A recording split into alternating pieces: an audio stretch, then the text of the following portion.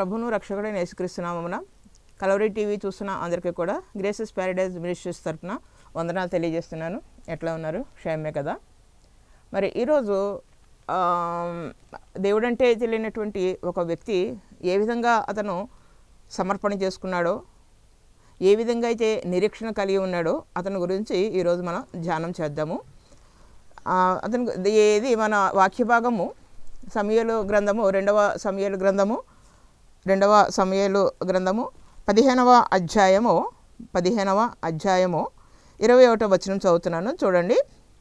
ఇత్తయి నేను చచ్చినను బ్రతికినను యెహోవా జీవంతోడు, నా ఏలినవాడవును రాజునగు నీ జీవముతోడు, ఏ స్థలమందు నా ఏలినవాడనగు రాజునగు నీ ఉందువో ఆ స్థలమునందే నీ దాసుడినైనా నేనుందునని రాజుతో మనవి చేశాను. ఇక్కడ ఇద్దరు మనుషులు కనిపిస్తున్నారు. ఒక ఆయనేమో రాజు, ఇంకొక ఆయనేమో సేవకుడు. అయితే ఈ యొక్క సేవకుడు లేతే దాసుడు అతను చెప్తున్నటువంటి మాట, అతని పేరు ఇత్తయి. ఈ యొక్క ఇత్తయి అనేటువంటి అతను ఏమి చెప్తున్నాడంటే, నీవు మహారాజువి, నీవు సింహాసనం మీద ఉన్న రాజువే, సింహాసనమును దిగి మరి అడవిలో జీవించిన రాజువే, నువ్వు ఎక్కడున్నా కూడా రాజువే, నువ్వు ఎక్కడ ఉంటే నేను కూడా అక్కడే ఉంటాను. దేవుని యొక్క జీవముతోడు మరణం తప్ప మనల్ని ఏది కూడా విడదీయదు అని అంత గట్టిగా అతను చెప్తూ ఉండడం జరిగింది. అంటే ఇక్కడ అతను అసలు ఎవరు? ఈ యొక్క ఇత్తయి అనేటువంటి అతను ఎవరు, ఎక్కడి నుంచి వచ్చాడు, ఏంటి అని కనుక మనం ఆలోచన చేసుకుంటే, ఇతను ఇజ్రాయేలీ వాడు కాదు, దేవుని నమ్మినటువంటి వాడు కాదు. కానీ ఇతనికి ఎవరిని గూర్చినటువంటి వార్త వినబడింది అంటే, దావీదు గూర్చినటువంటి వార్త వినబడింది. దావీదుని దేవుడు ఏ విధంగా హెచ్చిస్తున్నాడో అతనికి తెలిసింది. కాబట్టి ఇతను గాతు ప్రాంతం నుంచి 600 మంది తన యొక్క జనాంగముతోటి పరివారంతో ఎప్పుడైతే అతను వచ్చి ఇక్కడ ఒక పట్టణంలో జీవిస్తూనే ఉన్నాడు. అయితే ఇక్కడ జరిగింది ఏంటంటే, అతను వచ్చి కొంతకాలమే అయింది. కొంతకాలం అయిన తర్వాత అక్కడ పరిస్థితులన్నీ కూడా చాలా భయంకరంగా మారిపోయినాయి. దావీదు ఉన్న పళంగా తన యొక్క సింహాసనాన్ని విడిచిపెట్టి, తన యొక్క మరి కనీసం చెప్పులు కూడా వేసుకోకుండా బయలుదేరి వెళ్ళిపోతూ ఉన్నాడు. అతను వెళుతూ ఉంటే అనేక మంది అతనితో పాటు నడవడం ప్రారంభించారు. అతనితో పాటు బయలుదేరి వస్తూ ఉన్నారు. ఆ వచ్చేటువంటి గుంపులో ఈ యొక్క ఇత్తయి అనేటువంటి అతను కూడా ఉన్నాడు. అతన్ని చూసి దావీదు ఒక మాట అడగమంట, నీవు పరదేశివి, మా దేశంలో బ్రతకడానికి, మా రాజ్యంలో బ్రతకడానికి నీవు వచ్చినటువంటి వాడవు. నేనైతే ఇప్పుడు ఉన్నటువంటి పరిస్థితి నాకే అర్థం కానటువంటి పరిస్థితి, నేను ఎక్కడుంటానో నాకే తెలియనటువంటి పరిస్థితి. నీవు నా కూడా ఎందుకు వస్తున్నావు? నీవు తిరిగి నీ పట్టణానికి వెళ్ళిపో. నీవు రాజు ఎక్కడైతే ఉంటాడో అక్కడికి నీవు వెళ్ళు, లేదా నీ పట్టణానికి, మీ సొంత ఊరికి నీవు వెళ్ళిపో. నాతోటి రావాల్సినటువంటి అవసరము లేదు. ఎందుకంటే నాకు ఇప్పుడు పదవి లేదు, సైన్యము లేదు, నేను ఏమీ లేనటువంటి వాడనే నేను వెళ్ళిపోతూ ఉన్నాను అనేసి ఆయన చెప్పడం జరిగింది. అయితే అప్పుడు ఇత్తయి చెప్పినటువంటి మాట ఏంటనమాట, నేను చచ్చినను బ్రతికినను యెహోవా జీవముతోడు నీవు రాజు అవుతావు, నువ్వు ఎక్కడుంటే నేను కూడా అక్కడే ఉంటాను అనేసి అతను చెప్పడం జరిగింది. అతనికి ఉన్నటువంటి విశ్వాసం కానీ, అతనికి ఉన్నటువంటి సమర్పణ చూస్తూ ఉంటే ఎంత గొప్ప సమర్పణ, ఎంత గొప్ప విశ్వాసము. అసలు దావీదు మరి ఎందుకు తన యొక్క సింహాసనాన్ని విడిచిపెట్టి పారిపోవలసినటువంటి పరిస్థితి ఎందుకు ఎదురైంది? దావీదుకి యుద్ధాలు తెలియదా? యుద్ధాలు రావా? గొల్యాతుని చంపినటువంటి అంత వీరుడు, సూర్యుడు, అంత భయంకరమైనటువంటి వాడిని చిన్న రాయితోటి కొట్టి చంపినటువంటి దావీదు ఎందుకు తన యొక్క సింహాసనాన్ని విడిచిపెట్టి వెళ్ళిపోతున్నాడు అంటే, అతను వెళ్ళడానికి ముఖ్య కారణం కనుక చూసుకుంటే, అతని 3వ కుమారుడైనటువంటి అబ్షాలోము అతని మీద తిరుగుబాటు చేశాడు. ఈ యొక్క అబ్షాలోము కూడా ఎట్లాగనమాట, ఆ వచ్చినటువంటి రాజును కలవడానికి ఎవరైతే వస్తున్నారో ఇజ్రాయేలీ ప్రజలందరినీ కూడా ఆ గేటు దగ్గరే ఆ కోట గుమ్మం దగ్గరే ఉండి, మీరా ఎందుకు వస్తున్నారు, ఎక్కడికి, ఏంటి మీ పరిస్థితి ఏంటి అనగానే, అయ్యో నాకు చాలా కష్టం వచ్చింది, మాకు చాలా ప్రాబ్లమ్స్ ఉన్నాయి, చాలా బాధతో ఉన్నాము అనగానే, నీ బాధ ఏంటి, ఓ ఇదా, అయితే నాకు చెప్పు, నేను మీ తరపున రాజుగారితో మాట్లాడతాను, మీకు నేను న్యాయం చేస్తాను అని చెప్పి అక్కడ వచ్చేటువంటి అందరినీ కూడా తన పక్షాన చేర్చుకోవడం మొదలుపెట్టాడు. అంటే మాయా మాటలు చెప్పడం అన్నమాట, అబద్ధపు మాటలు చెప్పడము. నేనే తొందరలో రాజునైపోతాను, మా తండ్రి తర్వాత నేనే రాజునైపోతాను అనేటువంటి ఒక ఆశ కాదు, దురాశతోటి అతను చేస్తున్నటువంటి పని అందరిని, వచ్చేటువంటి ఆ యొక్క ఇజ్రాయేలీలందరినీ కూడా ఏం చేస్తున్నాడనమాట, తన వైపుకు తిప్పుకోవడం మొదలుపెట్టాడు. నిజమే, ఈ రోజుల్లో కూడా అట్లాగే చాలామంది, ఇప్పుడు మనం రోజు చూస్తూనే ఉన్నాం, వింటూనే ఫోన్ కాల్స్ చూస్తూ ఉంటే భయంకరమైనటువంటి కనిపిస్తూ ఉన్నాయి. ఎక్కడి నుంచో ఒక ఫోన్ వస్తుంది, ఇంకేముంది, నీ మీద క్రిమినల్ కేసు ఉంది, నీ మీద ఫలానా ఇది ఉంది, సుప్రీంకోర్టులో నుంచి నీకు జైలు ఆర్డర్స్ వచ్చేస్తున్నాయి, నిన్ను పోలీసులు వచ్చేస్తారు, పట్టేసుకుంటారు, అది ఇది. కాబట్టి 1 లక్ష రూపాయలు కొట్టు, 20 లక్షలు కొట్టు, 40 లక్షలు కొట్టు అంటే ఆ మనిషి యొక్క స్టేటస్ని ముందే వీళ్ళు తెలుసుకుని బ్యాంకులో ఎంత డబ్బులు ఉందో చూసి ఏం చేస్తున్నారు, ఫోన్ కాల్ చేస్తున్నారు.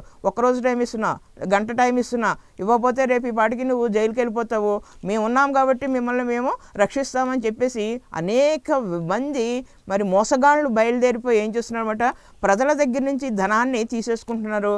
వాళ్ళ యొక్క అకౌంట్లోకి డబ్బు పడగానే వితిన్ అవర్స్లో, 1 గంట 2 గంటల్లోనే వాళ్ళు ఆ యొక్క బ్యాంక్లో ఉన్నటువంటి అమౌంట్ అంతా కూడా వేరే దానికి ట్రాన్స్ఫర్ అయిపోతూ ఉంటుంది, వాళ్ళు డ్రా చేసేసుకుంటూ ఉంటారు. తర్వాత ఫోన్లన్నీ స్విచ్ ఆఫ్. యువతల వాళ్ళకి అర్థం కానటువంటి పరిస్థితి, మోసపోతున్నటువంటి. అంటే ఈ మోసపూరితమైనటువంటి మాటలు ఇప్పటి నుంచి కాదు, ఎప్పుడో 4000 సంవత్సరాల క్రితం నుంచి మోసంతో వచ్చేటువంటివన్నీ కూడా జరుగుతూనే ఉన్నాయి. అట్లాగే ఈ యొక్క అబ్షాలోము చాలా అందగాడు. ఎంత అందగాడంటే అతని మరి శిరస్సు నుంచి పాదాల వరకు కూడా ఎక్కడా కూడా ఒక చిన్న వంక పెట్టడానికి కూడా లేనటువంటి వాడు, అంత అందగాడు అనమాట. అతని యొక్క జుట్టు కూడా ఎంతో మంచి జుట్టు, చక్కటి ఒత్తైనటువంటిది, చాలా విపరీతంగా జుట్టు పెరుగుతూ ఉంటుంది. అంత జుట్టు మరి కట్ చేస్తే కనుక దగ్గర 2 కేజీలు అంట. ఒక్కొక్కసారి అతను కట్టింగ్ చేయించుకుంటే వచ్చేటువంటి తల వెంట్రుకలు 2 కేజీలు వస్తూ ఉంటాయి. అంత విపరీతంగా అతనికి తల పెరుగుతూ ఉంటుంది. తన యొక్క అందమంతా కూడా ఆ యొక్క శిరస్సులోనే అతనికి కనిపిస్తూ ఉంటుంది. నేను అనేటువంటి అహంకారము, నేను అందగాడని, నా అంత సౌందర్యవంతుడు ఈ లోకంలో ఇంకెవడూ లేడు, నేను చెప్పిందే జరగాలి, నా మాట చెల్లాలి అని అనుకునేటువంటి మనస్తత్వం కలిగినటువంటి వాడు ఈ యొక్క అబ్షాలోము. ఈ యొక్క అబ్షాలోము ప్రజలందరినీ కూడా ఏం చేస్తున్నాడనమాట, తన వైపు తిప్పేసుకుని నేనే మీకు న్యాయం చేస్తాను, మీకే నేను అన్నీ కూడా మరి మంచి జరిగేటా చూస్తాను, మీరేమి రాజుగారిని కలవాల్సినటువంటి అవసరం లేదు, మీరు తండ్రి గారి దగ్గరికి వెళ్ళవలసినటువంటి అవసరం లేదు, తండ్రి గారిని కలవాల్సినటువంటి అవసరం లేదు, నేనున్నాను కదా అనేసి అందరినీ కూడా తిప్పి మరి ఏం చేసుకున్నాడు అనమాట, ఆఖరికి నేనే రాజుని అనేసి తనకి తనే హెబ్రోన్లో మరి అతను చెప్పడం జరిగింది. ఎప్పుడైతే అట్లా చెప్పాడో, చెప్పిన తర్వాత అక్కడి నుంచి బయలుదేరాడు అనమాట. ఎవరి మీదకి, యుద్ధానికి, రాజుగారి మీదకి యుద్ధము. రాజు ఎవరు, తండ్రి మీదకి ఎప్పుడైతే అతను యుద్ధానికి బయలుదేరాడో, ఈ యొక్క వార్త విన్న వెంటనే మరి దావీదు అబ్షాలోముని చంపాలంటే అది పెద్ద గొప్ప విషయం కాదు. కానీ అతను అబ్షాలోముని చంపాలని అనుకోలేదు. ఎందుకంటే అతని యొక్క కడుపున పుట్టినటువంటి వాడు, తన యొక్క కుమారుణ్ణి ప్రేమించినటువంటి తండ్రి. మరి తండ్రి కుమారుని చంపాలని అతను ఎప్పుడు కూడా అనుకోలేదు. మరి ఆయన ఏం చేశాడనమాట, సరే దేవుని చిత్తం ఏదైనా ఎట్లా జరుగుతుందో జరగనే, నేనైతే మాత్రం ఏమీ కూడా తీసుకోనని చెప్పి తన యొక్క రాజ్యాన్ని విడిచిపెట్టేసి ఆ సింహాసనం మీద అతన్నే కూర్చుని అతనే మరి ఉండి పరిపాలన చేసుకొని అని చెప్పేసి అతను వెళ్ళిపోవడం జరిగింది.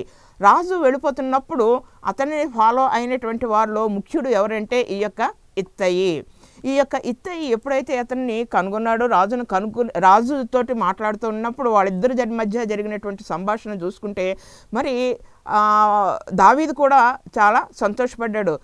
నేను రాజుగా ఉంటేనే నన్ను ఈ రాజ్యాన్ని దించేయాలనేసి ఎన్నో కుట్రలు జరిగినాయి. ఎంతోమంది ఎంతసేపు ఎప్పుడు చూసినా యుద్ధాలు జరుగుతూనే ఉన్నాయి. కానీ నాకు ఏమీ లేకపోయినా కూడా, రాజ్యం లేకపోయినా, ధనం లేకపోయినా, సంపద లేకపోయినా, ఏమీ లేకపోయినా కూడా మరి ఈ యొక్క ఇత్తయి అనేటువంటి ఇతను ఎక్కడి నుంచో వచ్చినటువంటి పరదేశి అయినటువంటి ఇతను నన్ను మరి నా వెంట రావడానికి ఇష్టపడుతున్నాడు. మీ జనాంగంతో వెళ్ళిపో అని చెప్పినా కూడా వినుకోకుండా మీ దగ్గరే ఉంటాను, నేను మీ యొక్క దాసుడను అనేసి అక్కడ అతను చెప్పడం జరిగింది. అంటే తనని తాను ఎంతగా తగ్గించుకున్నాడో మనకి తెలుస్తుంది. దాసుడు, నేను దాసుడని, మీరు మా యొక్క ప్రభువు అనేసి అతను చెప్పడం జరిగింది. అంటే అతని యొక్క సమర్పణ అనేటువంటిది ఎంత గొప్ప సమర్పణ. మీతో పాటే నేను ఉంటాను అనేసి అది అతను కూడా చక్కగా మరి దావీదుని వెంబడించి నడిచి అతను కూడా వెళ్ళడం జరిగింది. మరి ఇక్కడ జరిగిన గంట చూసుకుంటే దావీదు అట్లా వెళ్ళిపోయిన తర్వాత అక్కడ జరిగినటువంటి విషయాలు కనుక చూసుకుంటే మరి ఈ యొక్క అబ్షాలోము రావడం జరిగింది, యుద్ధానికి వస్తూ ఉన్నాడు. ఈ యొక్క దావీదు ఏం చెప్తున్నాడు అంటే తన యొక్క సైన్యాధిపతులను ముగ్గురిని పిలిచి, మీరు ఎవరు కూడా నా యొక్క కుమారుణ్ణి చంపవద్దు, అతన్ని విడిచిపెట్టండి, అతన్ని బాధించవద్దు అనేసి చెప్పడం జరిగింది. అంటే వాళ్ళు కూడా సరే అన్నారు. కానీ యుద్ధం జరుగుతుంది, యుద్ధానికి వస్తూ ఉన్నారు. ఇక్కడ వచ్చేటువంటి క్రమంలోనే మనకి తెలుసు, అతను ఒక కంచర గాడిదని ఎక్కి అబ్షాలోము వస్తూ ఉన్నాడు. ఎప్పుడైతే అతను వస్తూ ఉన్నాడో అడవిలో నుంచి వస్తున్నప్పుడు ఆ యొక్క అడవిలోనే అతని యొక్క సైన్యము దగ్గర 20,000 మంది హతులైపోయారు. ఎట్లా హతమైపోయారు, ఎందుకు హతమైపోయారంటే అది దేవుని యొక్క కార్యము, దేవుడు చేసినటువంటి యుద్ధము. మరి అక్కడ అతను సైన్యము 20,000 మంది అక్కడ చనిపోయారు. ఇశ్రాయేలీలు ఎంతమంది చనిపోయారంటే 20,000 మంది అక్కడ చనిపోయారు. ఎందుకు చనిపోయారంటే దావీదు మీదకి తిరుగుబాటు చేసినటువంటి వారు ఆ విధంగా నశించిపోవడం జరిగింది. తర్వాత ఇంకా ఇతను వస్తూనే ఉన్నాడు. ఇతను వస్తూ ఉంటే ఆ యొక్క అడవి గుండా వీళ్ళు ప్రయాణమై వస్తూ ఉన్నప్పుడు కంచరగాడిద మీద వస్తున్నాడు. కంచరగాడిద అంటే సేమ్ అట్లే గుర్రం అంతా హైటే ఉంటుంది, అది కూడా అంత ఎత్తే ఉంటుంది, గుర్రం అంతా ఎత్తే ఉంటుంది. దాని మీద ఎక్కి ఇతను వస్తూ ఉన్నాడు. ఇతను ఎప్పుడైతే అక్కడ వస్తూ ఉన్నాడో ఆ చెట్టు కింద నుంచి, ఒక చెట్టు మస్తకి వృక్షం కింద నుంచి అతను వస్తున్నప్పుడు అతని యొక్క జుట్టు అతని యొక్క జుట్టు చాలా విపరీతంగా పెరుగుతుందని చెప్పాం కదా. ఆ యొక్క జుట్టు ఆ యొక్క కొమ్మల్లో చిక్కుపోయింది. కొమ్మల్లోకి చిక్కుపోయే బహుశా కొమ్మలు కూడా పైకి లేచినాయేమో ఇంకా. ఎందుకంటే చెట్లు కూడా రకరకాలైనటువంటి చెట్లు మనకు కనిపిస్తూ ఉంటాయి. మామూలుగా కొన్ని ఏమో ఆక్సిజను లేకపోతే ఏదేటి సూర్యరశ్మి నీళ్లతోటి బ్రతికేటువంటి ఉంటాయి. కొన్ని చెట్లు మాంసాహారాలు కూడా తినే ఉంటాయి. మాంసాహారం అంటే చికెను మటన్ కాదు, దాని మీదకి వాళ్ళనటువంటి క్రిమి కీటకాలు అన్నిట్లు కూడా చక్కగా పువ్వుల్లా ఇచ్చుకుంటాయి. ఏది బాగుంది కదా అనేసి పువ్వుల మీదకి ఎప్పుడైతే రంగురంగుల పువ్వుల మీదకి ఆ కీటకాలు వెళ్ళి వాళ్తాయో అది టక్మని మూసుకుపోతుంది, అంటే లోపల చిక్కుపోతుంది. ఆ కీటకాలను అవన్నీ కూడా తినేస్తూ ఉంటాయి. అట్లాగే రకరకాలైనటువంటి వృక్షాలు ఉంటాయి. బహుశా నేను అనుకోవడం ఏంటంటే ఈ యొక్క వృక్షము జుట్టు ఎప్పుడైతే దానికి తగిలిందో ఆ కొమ్మలు పైకి లేచినట్టున్నాయి. ఇంకా కొమ్మలు పైకి ఎప్పుడైతే లేచినాయో కొద్దిగా పైకి లేచింది ఉండొచ్చు, కింద నుంచి గుర్రం కూడా గాడిద కూడా వెళ్ళిపోయింది. గాడిద వెళ్ళిపోయింది. ఇప్పుడు ఇతను ఎక్కడున్నాడు, గాల్లో వేలాడుతున్నాడు. పైనేమో చెట్టు కొమ్మలకి చిక్కుపోయినటువంటి తల, కిందంతా బాడీ, మరి 2 చేతులు ఖాళీగానే ఉన్నాయి కదా. అంటే ఇతని చేతుల్లో ఒక్క ఆయుధం కూడా లేదు. ఇతని చేతుల్లో ఆయుధము లేదు. కనీసం ఒక్క ఆయుధం అన్నా ఉండాలి కదా, కత్తో చాకో ఏదో ఒకటి ఉండాలి కదా, బాణాలో ఏదో ఒకటి ఉండాలి, ఏదీ లేదు. మరి అతను కొట్టుకుంటున్నాడు అంటే భూమికి ఎంత ఎత్తులో ఉంటాడు. కిందకి వంచితే చెట్టు కొమ్మ వంచవచ్చు, లేదా జుట్టుని ఇట్లా పీక్కోవచ్చు. తన దగ్గర ఆ కత్తి ఉండేటి తన యొక్క ఆ తలని లేకపోతే ఆ కొమ్మని నరికేవాడు, తను కింద పడేవాడు, రక్షించబడేటువంటి వాడు, బ్రతికేటువంటి వాడు. కానీ దేవుని చిత్తం చూసామా, అక్కడ ఎట్లా ఉందంటే అతని చేతిలో ఏదీ లేదు. అంటే దేవుని ఆశ్రయించుకోకుండా ఉన్నప్పుడు జరిగేటువంటిది. మరి ఈ యొక్క విషయం అంతా కూడా సైన్యాధిపతి తెలిసింది. యోవాబు వచ్చాడు, 10 మందిని తీసుకుని వచ్చి అక్కడ కొట్టి, అతన్ని బాణాలు వేసి కొట్టి చంపివేయడం జరిగింది. చంపివేసిన తర్వాత అతని మీద రాళ్ళ కుప్ప వేసి ఆ లోయలో రాళ్ళ కుప్పతోటి పూర్తి చేశారు. ఇతను కూడా ముందే చెప్పుకున్నమాట, అబ్షాలోము అని నాకు కొడుకులు లేరు కదా, కుమారులు లేరు కదా, అని నా పేరు మీద ఒక పెద్ద స్తంభం కావాలనేసి ఒక పెద్ద పిల్లర్ మీద తన పేరంతా కూడా చక్కగా చెక్కించుకున్నాడు. అది నేటి వరకు కూడా ఆ యొక్క సమాధి మీద అక్కడే తన వ్రాయించుకున్నటువంటి పేరు అక్కడే ఉంది. అంటే తను ఎంత భయంకరమైనటువంటి పరిస్థితి, ఒక రాజు కావాలనుకున్నాడు. తండ్రి తర్వాత తండ్రి స్థానంలోనికి రావాలని కొడుకు అనుకోవడం తప్పేమీ కాదు, వస్తుంది. ఎప్పుడు వస్తుంది? తండ్రితోటి ప్రేమగా ఉన్నప్పుడు, తండ్రిని ప్రేమించినప్పుడు, తండ్రిని ఎంతగానో మరి చక్కగా అతనితోటి హత్తుకుని జీవించినప్పుడు, ఇక్కడ ఇత్తయి దావీదుని హత్తుకున్నాడు. కానీ అబ్షాలోము తన యొక్క తండ్రిని ముద్దు పెట్టుకున్నాడు. ముద్దు పెట్టుకోవడం వాళ్ళు చాలామంది ఉన్నారు. ముద్దు పెట్టుకున్నటువంటి వాళ్ళు చాలామంది కనిపిస్తూ ఉంటారు. ముద్దు పెట్టుకునే వాళ్ళలో కనుక చూసుకుంటే ఒక అత్తగారు ఉంది. ఈ వాటికి అందరికీ అర్థమైపోయి ఉంటుంది.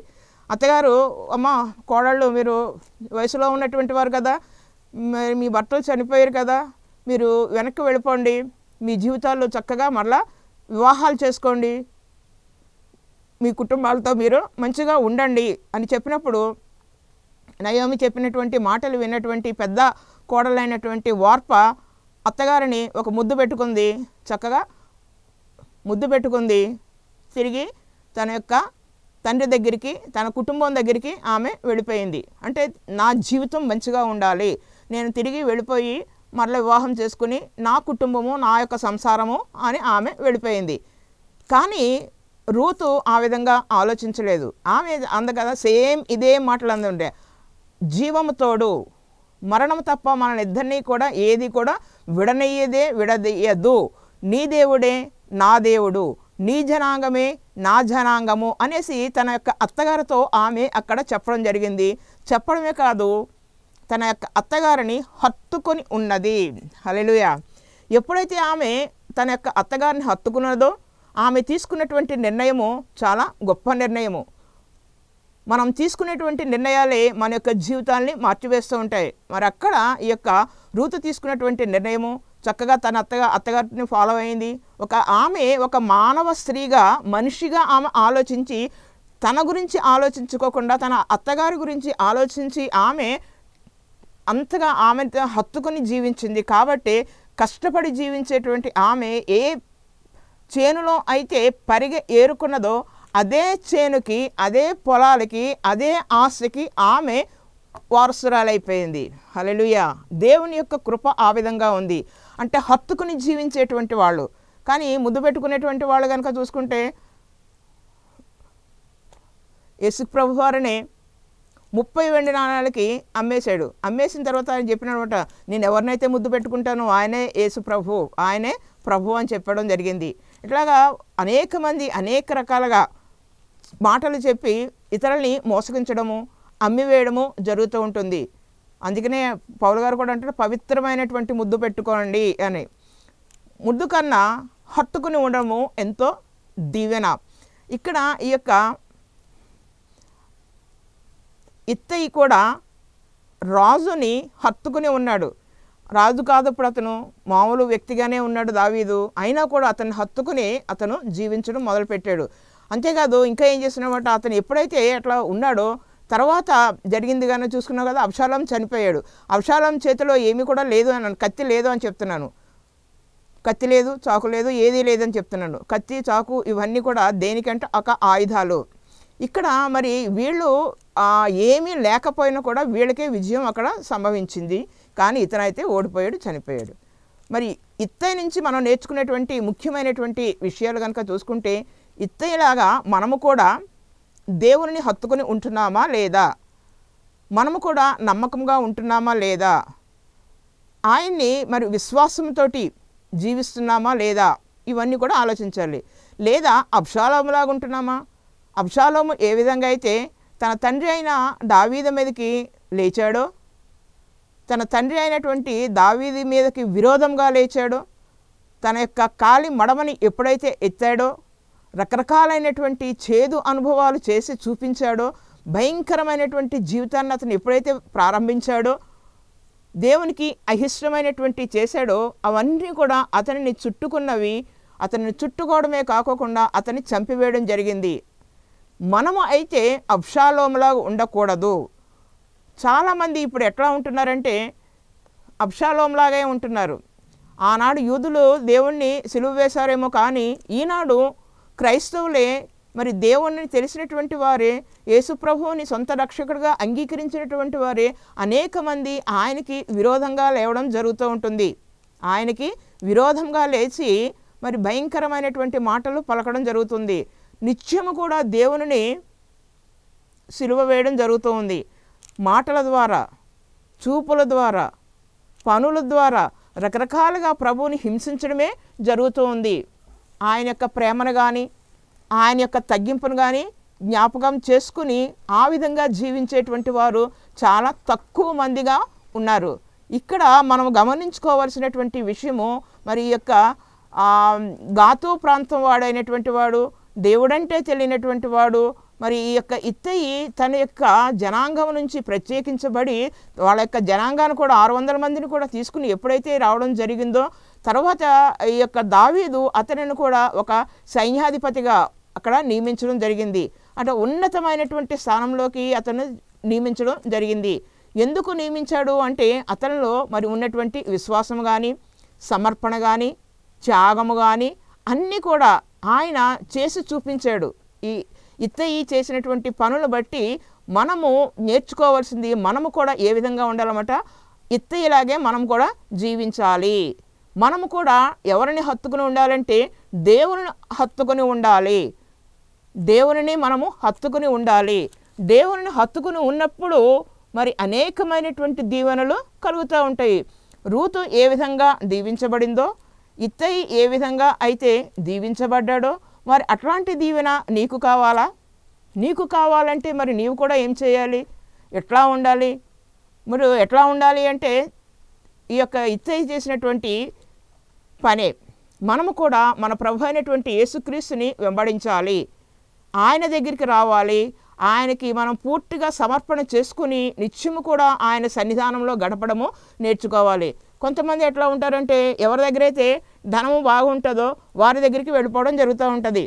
చెరువు నిండా నీళ్ళు ఉంటేనే కదా కప్పలన్నీ ఉంటాయి.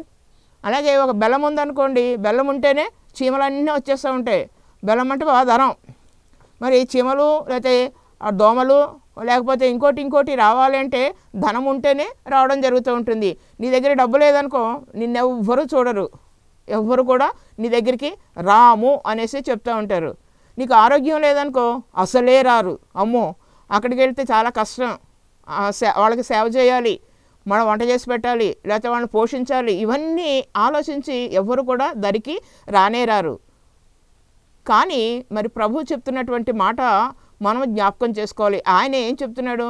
ఎవ్వరు విడిచిపెట్టినా ఏమీ లేకపోయినా నీవు దేవుని హత్తుకొని ఉంటే నీకు అంతా కూడా మేలే కలుగుతుంది, నీకంతా కూడా సమస్తము కూడా మేలే కలుగుతుంది అనేసి మనం చూస్తూ ఉన్నాము.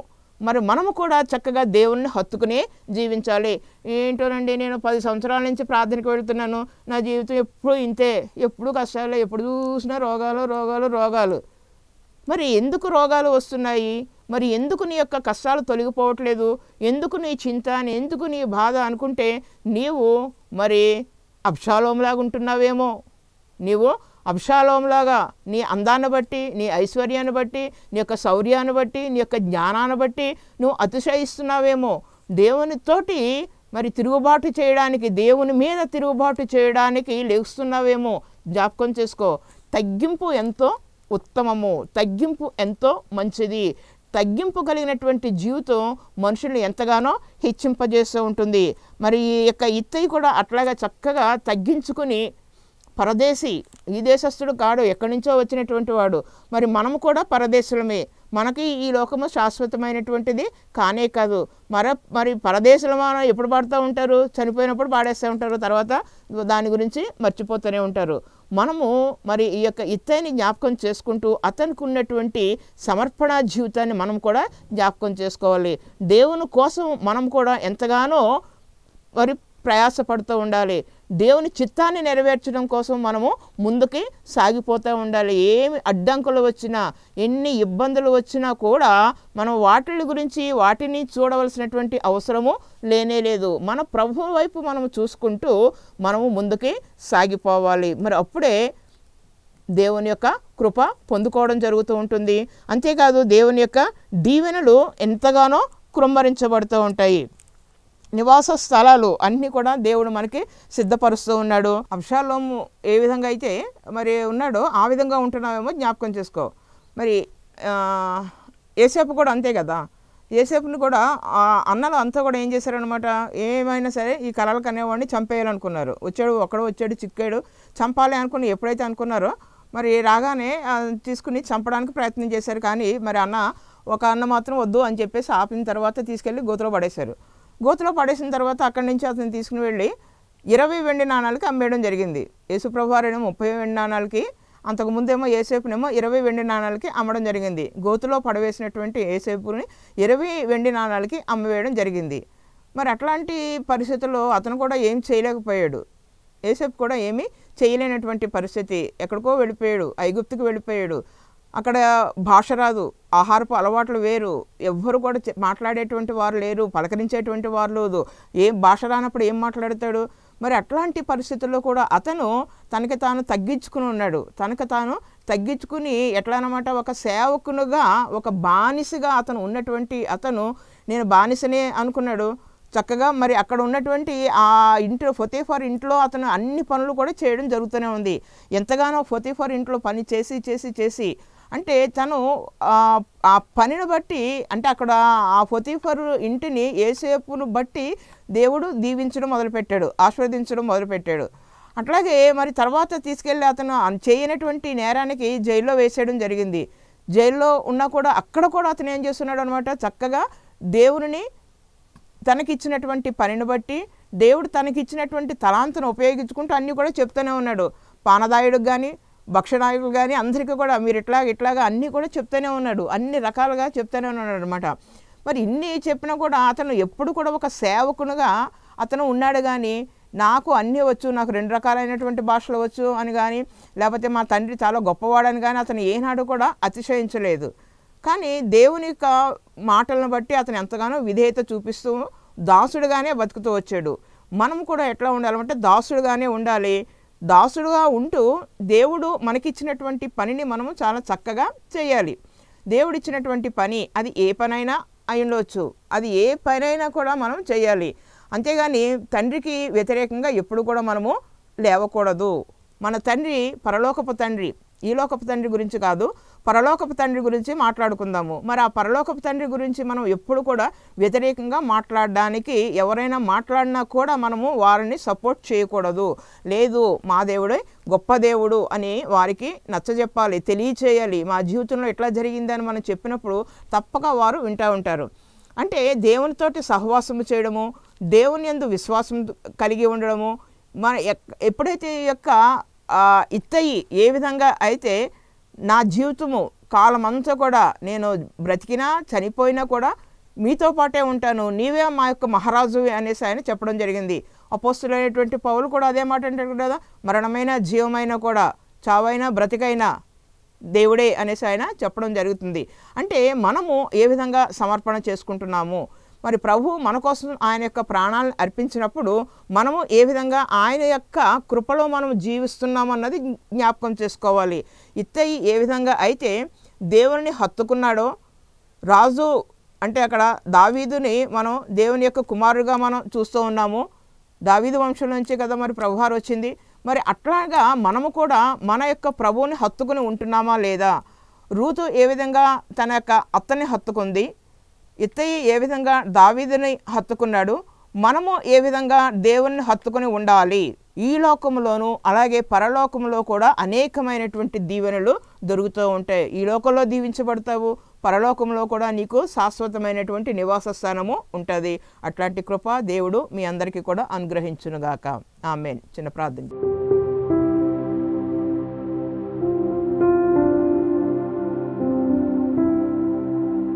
అచ్చిన సింహాసనం మీద ఆశీర్వడు అనేటువంటి మా దేవా, నీకే వందనాలు, స్తుతులు, స్తోత్రాలు. అవును ప్రభా, మరి నాయన ఇత్తయి ప్రభా, మరి నాయన ముద్దు పెట్టుకుని విడిచిపెట్టి వెళ్ళిపోలేదు నాయన. అలాగే రూతు కూడా ముద్దు పెట్టుకుని విడిచిపెట్టి వెళ్ళిపోలేదు.